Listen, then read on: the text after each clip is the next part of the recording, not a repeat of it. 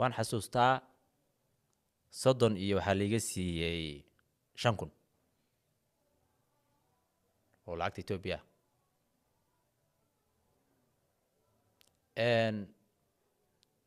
intaas waxaa dheerayd oo kaa hilmaamay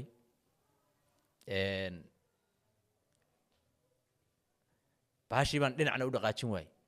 maqaaxidii waxay la shaqeeyaan waayey Addis Ababa waxay ku fiicneed shaqaalaha si sahal loo helaa oo niman dilaalin oo diyaar weeye tan haday ka tagto markaba tukalaad keeni halkan gabdha Soomaaliyeed baan gabar Soomaaliyeed iyadu lafaheeda u shidanaysa yaan meesha kala wareegay anu laakiin laba gabdhood oo shaqaalaan keenay midna waxaan idhi jikada ku jirto midna shaaha dhiibto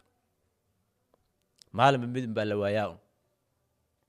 tacsiibaan aaday aroos baan aaday ayeedii baa halka aanu sii qaaday marka ma Soomaali baa gabdhaha aad keenay waa Soomaali weey jigjigiyo qoomiyadaha kale isma leh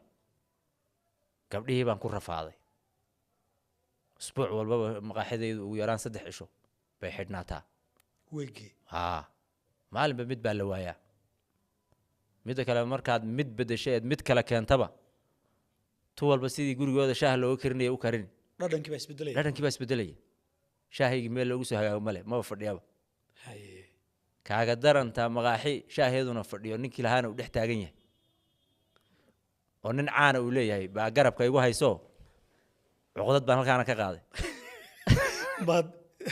maad garabka saxiitaan ku bixisid maxaa garab u bixiyaa maxaad horta garab bixinayso inaad horta dadkii garabka matali lahaa hesho maaha war adigu naftii baa ay qabatay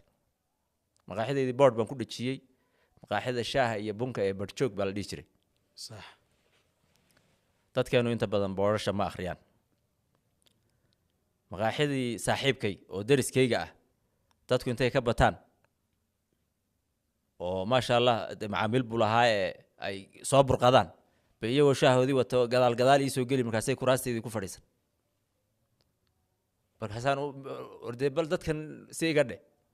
kolba gacantaan u taagay isagii oo iga kicino warkaasoo ka war meeshan waa maqaaxi kale urmiyaad waalantiin buu dhiyo khayr laasiya nin fiican buu ahaa dadkiiba kolba iga kicin dadka Soomaalidu waxa ma akhriyaan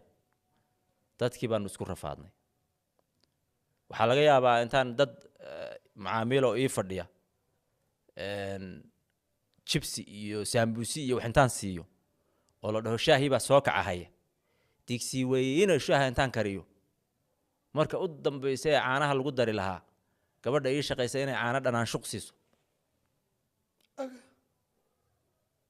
dadna qofka loo dhiibo u dhahan waraa maxay waxa noo dhiibteen baqa